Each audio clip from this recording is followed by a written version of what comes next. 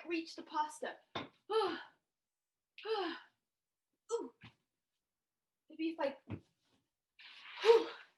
I got the pasta down. Except I didn't just get the pasta. I reached for it.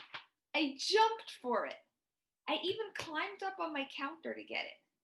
Those are all actions that I took to get the pasta down. Just like I did actions to get the pasta, writers use actions in their small moment stories. Today I want to teach you that writers can bring their writing to life by using action words. So far this week, we've learned that we could bring our stories to life by showing the characters' feelings, by making the characters talk, and today we're learning about using action words like jumped, splashed, and reached. Let's look at Night of the Veggie Monster and see how George McClemens used action words. He said, "My fingers became all wiggly." That's an action. Make your fingers all wiggly right now. Yeah. As the pea rests in my mouth, my eyes began to water. That's an action. My toes twist and curl up in my shoes. Twist and curl your toes up right now. That's an action also. Now let's try to use action words in our own writing.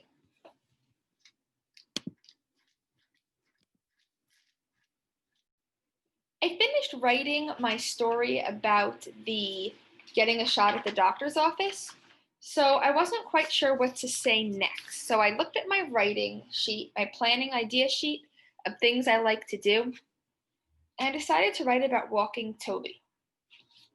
So yesterday at writing workshop, I thought of this idea and I planned it, I sketched it, and then I started to write.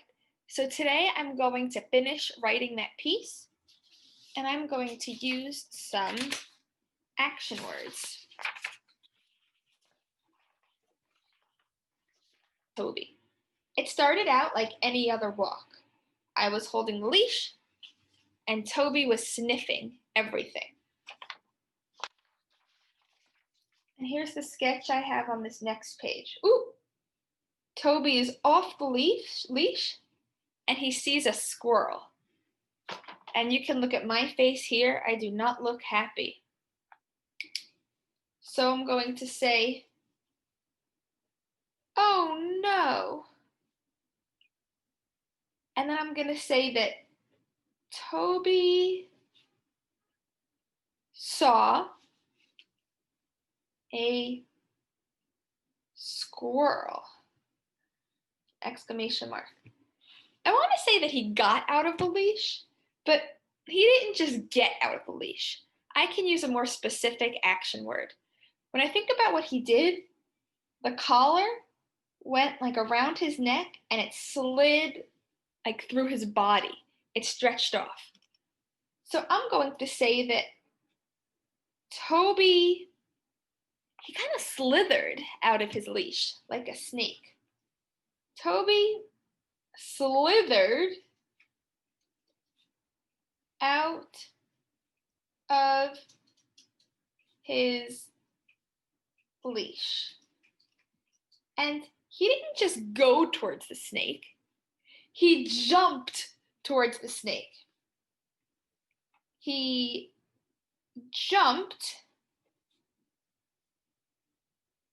towards not the snake, the squirrel.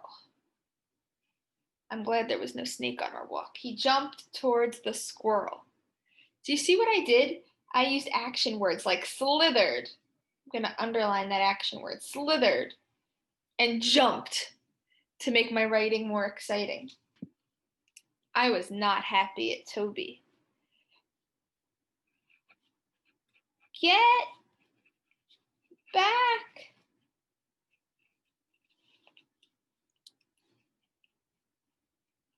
Here, Toby. And I didn't just say that. I yelled it. Get back here, Toby! I yelled. Yelled is another action word. Let's go on to the next page. Oh no. On this page, Toby is still off the leash. Looks like he's chasing the squirrel around the tree. And it looks like he fell into a puddle. I'll say Toby chased.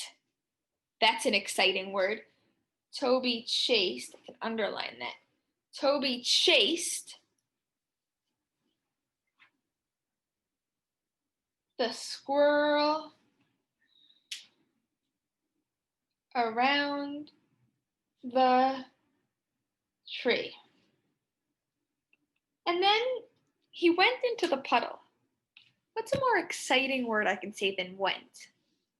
Well, he fell into the puddle with a big splash. So I could say,